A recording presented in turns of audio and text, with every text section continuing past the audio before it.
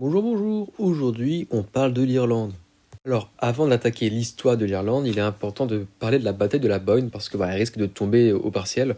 Donc, pour le contexte, en 1689, donc pendant la Glorieuse Révolution, William d'Orange, un protestant, prend le trône de James II, roi catholique d'Angleterre, qui s'exile en France en pleurant comme un bébé. Voilà pour le contexte. Donc, réfugié en France, James II convainc son pote Louis XIV de l'aider à reconquérir son trône. Donc, Louis XIV, c'est un gars sûr, alors il dit « Ouais, je suis chaud ». Et il lui octroie des officiers et des armes. Donc James est assuré de la fidélité du vice-roi d'Irlande, en plus, donc qui est le comte de Tyrconnell, qui est lui aussi catholique. Alors il décide de reconquérir son trône en partant d'ici. Donc il débarque avec son armée à Kinsale en mars 1689, et très vite, la majeure partie de l'île tombe entre leurs mains. Donc James Stuart installe sans attendre un parlement majoritairement catholique, qui s'est empressé d'abroger les lois qui ont permis la spoliation des terres. Sauf que forcément, les catholiques se heurtent aux colons protestants d'origine écossaise et qui étaient nombreux dans la province d'Ulster.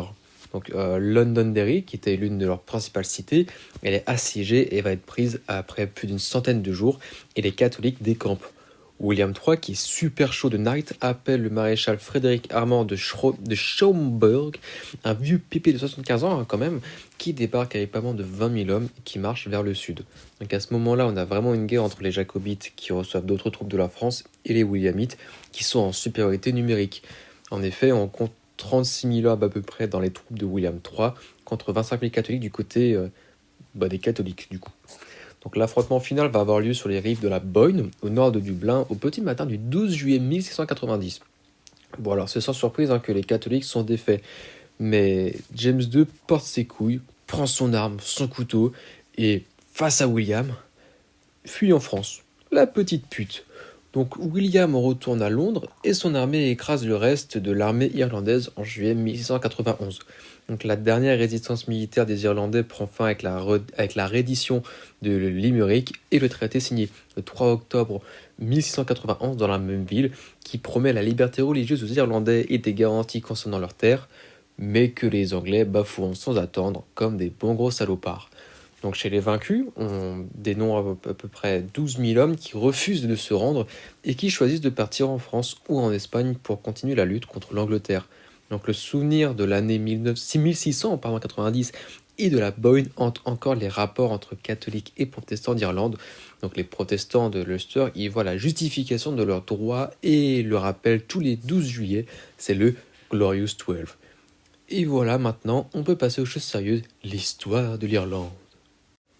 Alors, en 1541, on a une minorité protestante britannique qui domine le Parlement irlandais et qui fait voter un acte proclamant Henri VIII d'Angleterre comme roi d'Irlande. Alors, les Irlandais, ils contestent, ils critiquent ce texte qu'ils voient comme une officialisation insultante de la suprématie anglaise sur l'Irlande. Alors, des soulèvements sont organisés, mais ils sont réprimés dans le sang. Les Irlandais sont massacrés en nombre, donc hommes, femmes et enfants sont massacrés par les Anglais. Donc les années passent et malgré la colère des Irlandais, l'Angleterre continue sa politique colonialiste et réprime de plus en plus les Irlandais via des textes de loi. Et c'est une véritable politique anticatholique en fait qui est mise en place et qui vise à les priver de leurs droits civiques les plus fondamentaux, afin même parfois de favoriser leur misère sociale. Alors il y a des contestations qui ont lieu et qui se poursuivent jusque dans les années 1800. Alors les Irlandais catholiques qui voient leurs droits fondamentaux s'étioler. Donc on leur refuse par exemple le droit de vote, le droit d'être élu au Parlement, le droit d'entrer à l'université de Trinity College à Dublin, de posséder un cheval, de disposer d'armes à feu, etc. Donc ça, ce sont les lois pénales ou penal laws. Alors les catholiques, ils représentaient 80% de la population en Irlande, sauf qu'ils sont pauvres et ne possèdent seulement 15% des terres d'Irlande. Pourtant, les protestants étant principalement en ville, la campagne irlandaise elle est dominée par les catholiques. On a donc l'apparition d'un mécontentement rural qui augmente avec une importante croissance démographique qui continuera jusqu'à la Grande Famine. Donc cette ségrégation elle va finir par mener à une rébellion irlandaise à la fin du XVIIIe siècle. Alors, avant de parler des rébellions, on va parler de ce bon vieux Henri Grattan. Alors c'est une figure emblématique de l'histoire de l'Irlande et pourtant il n'a rien à voir avec une quelconque forme d'alcool. Et c'est pour dire à quel point il est important. Alors, déjà, c'est un très bon orateur et tout, mais surtout, il se fait remarquer pour ses idées progressistes. Donc, en 1775, il est élu député au Parlement irlandais. Il devient très vite l'une des voix les plus influentes du Parlement et se place carrément à la tête du mouvement patriotique qui réclame l'indépendance législative de l'Irlande vis-à-vis de la Grande-Bretagne. Alors, grâce à ses discours éloquents et à sa détermination, Grattan obtient en 1782 l'abrogation des lois pénales et la reconnaissance de l'indépendance législative du Parlement irlandais, ce qui est une immense victoire et un tournant majeur dans l'histoire de l'Irlande. Mais malgré tout ça, il ne parvient pas à empêcher l'acte d'union de 1800, bien qu'il s'y oppose vivement, affirmant que c'est une trahison à la cause irlandaise. Donc, indigné par cette union, il soutient les rébellions de 1798, même s'il est opposé à la violence, afin d'apporter son soutien à ses compatriotes et à leur aspiration à l'indépendance. Donc, après l'échec de la rébellion, qu'on verra juste après du coup, il continuera à s'engager en politique au Parlement britannique. Donc il défend notamment les droits des Irlandais catholiques et plaide pour une plus grande autonomie pour l'Irlande. Maintenant, on va parler des rébellions. Waouh! Alors, à la fin du XVIIIe siècle, l'Irlande connaît une rébellion. Elle commence en 1791 à Belfast. En fait, quelques presbytériens radicaux décident de former un groupe politique baptisé la United Irishman Society. Donc, ils ont pour vocation de lutter contre l'oppression anticatholique qui règne en Irlande. Ils veulent même obtenir l'indépendance de l'Irlande au travers de réformes parlementaires. Donc à la tête de cette société, on retrouve Theobald Wolfe un nom sacrément classe pour un prénom aussi nul. Sauf qu'en 1793, il y a la guerre entre la France et l'Angleterre. Et comme l'Angleterre a peur que la United Irishman Society ne recherche le soutien de la France, qui du coup est catholique, cette société est déclarée illégale. Donc les United Irishmen deviennent une société secrète et militaire et ils décident d'organiser une véritable révolution. Alors, il y a bien des tentatives de rébellion, comme en 1796, lorsque le gouvernement français envoie une flotte de 15 000 hommes depuis Brest, Bretagne représente, afin d'aider Théobald, littéralement Théo Chauve, mais ça échoue. Mais en 1798, ça part en couille. La répression s'abat en Irlande et le 30 mars 1798, la loi martiale est proclamée à travers tout le pays. Alors le gouvernement britannique, il se met en tête de traquer les rebelles de la United Irishman Society et il procède à un vrai massacre. Des maisons sont brûlées, des villageois sont tués, torturés et même violés. Le bétail des paysans est même massacré. Putain, mais quelle bande de fils de pute! Alors là, les United Irishmen, ils pètent les plombs. Et le 24 mai 1798, ils décident de programmer un gigantesque soulèvement et plein de paysans intègrent le mouvement. Il y a des milliers de participants et tout ça, ça commence à Dublin. Sauf que c'est un fiasco. Ils essayent de s'emparer des bâtiments stratégiques, mais ils sont écrasés. Mais malgré ça, à Ulster, United Irishmen, ils se soulèvent aussi là-bas. Mais la plupart des soulèvements sont des échecs, comme le 7 juin à Antrim, malgré la mobilisation de pas moins de 3000 soldats irlandais. Alors, il y a quand même des victoires. Le 22 août 1798, par exemple, une flottille de Français débarque à Killala avec à son bord plus de 1000 militaires. Ce même jour, cette flottille s'empare de la ville de Killala et des milliers d'Irlandais viennent s'y installer. Alors le 27 août, c'est la ville de Castlebar qui est prise. Une république est même proclamée le 31 août et John Moore est élu président. Mais les Anglais ne sont pas contents et du coup, ils se mobilisent et reprennent Castlebar et Killala, ce qui met fin à la république du Connacht ou Connacht, C-O-N-A-C-H-T. Bref. Donc John Moore, quant à lui, il est exécuté. Et le 16 septembre, Theobald Wolfe et son armée de 3000 hommes sont arrêtés par les Anglais. Wolfe est condamné à mort, mais dans un élan de badassitude, refusant de mourir par la main de ces enculés d'Anglais, il se tranche la gorge dans sa cellule et meurt le 19 novembre 1798. Donc sa mort marque la fin de l'insurrection de 1798. Alors cette rébellion, elle a de sérieuses répercussions. On estime qu'entre 50 000 et 60 000 Irlandais sont morts. Donc le Parlement irlandais fut également aboli en 1801, alors que son indépendance législative était acquise depuis 1782. Désormais, le sort des Irlandais dépendait des pleins pouvoirs du Parlement de Londres. Donc à ce moment-là, c'est George III qui est roi d'Angleterre, et il estime qu'il est temps de signer l'Act of Union ou l'Union Act. Donc c'est un texte qui incorporait officiellement l'Irlande, le Pays de Galles et l'Écosse à un territoire appelé Royaume-Uni. Alors ceci permettrait surtout à George III d'étendre sa suprématie et d'officialiser la situation géopolitique irlandaise comme une réalité. Désormais, l'Irlande doit être considérée comme britannique. Donc, cet acte d'union sera signé en 1800.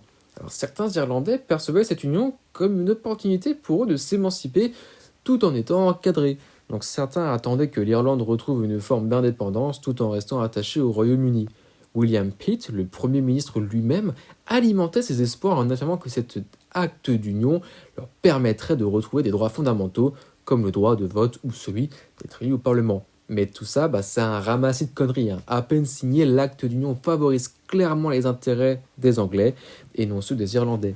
George III revient sur l'ensemble des promesses de son ministre et la population irlandaise est très clairement désavantagée par rapport aux Anglais. Alors, l'acte d'union comporte 8 articles. Donc, les 4 premiers abordent les aspects liés au fonctionnement politique de l'Union.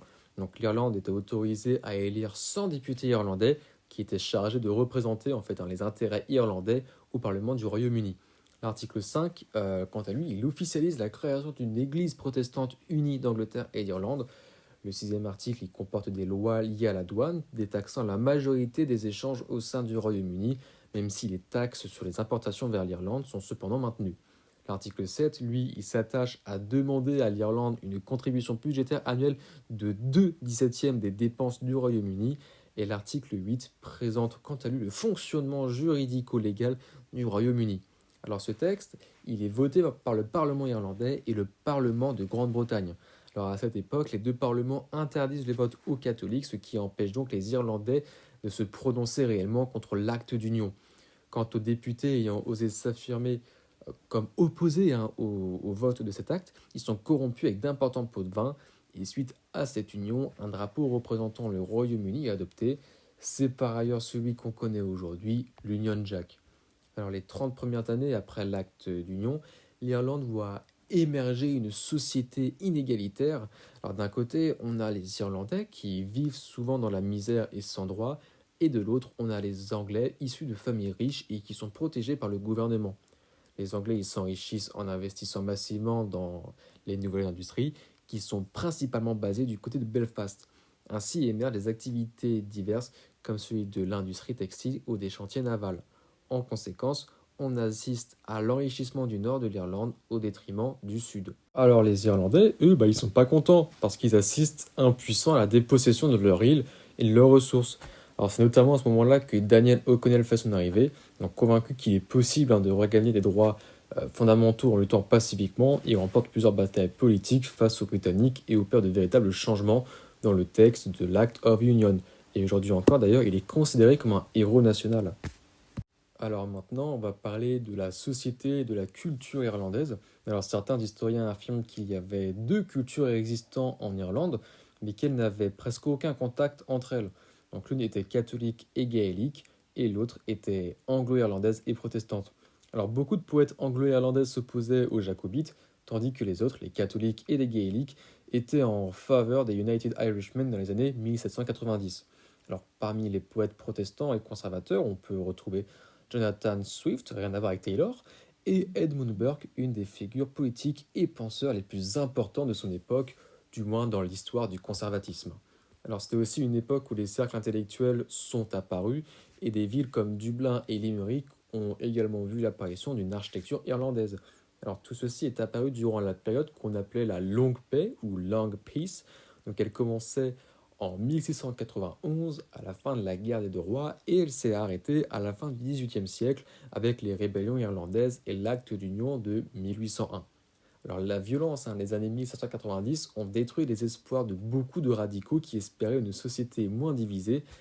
Le nationalisme irlandais, quant à lui, devint un phénomène exclusivement catholique car beaucoup de protestants espéraient profiter de cette division tant sur le plan social que sur le plan économique. Alors on peut aussi parler de la situation économique en Irlande. Donc, par exemple, dans l'ouest, on cultivait principalement des pommes de terre, mais dans le nord, on exportait des biens. Dans de grandes villes, on envoyait aussi des biens et des marchandises vers l'Angleterre. Donc la ville de Cork, par exemple, dans le sud de l'Irlande, était une ville portuaire par laquelle on acheminait jusqu'en Angleterre du bœuf salé qu'on appelait salt beef, du porc et du fromage. L'économie était principalement basée sur l'export et l'économie était florissante. De plus, au XVIIIe siècle, l'Irlande était complètement déforestée pour exporter du bois de construction qu'on appelle en anglais timber. Voilà, c'est tout pour l'Irlande. Il n'y a pas d'outro, juste passer la fin. J'espère que vous avez kiffé du coup. C'est bon, vous pouvez vous barrer, hein. Voilà.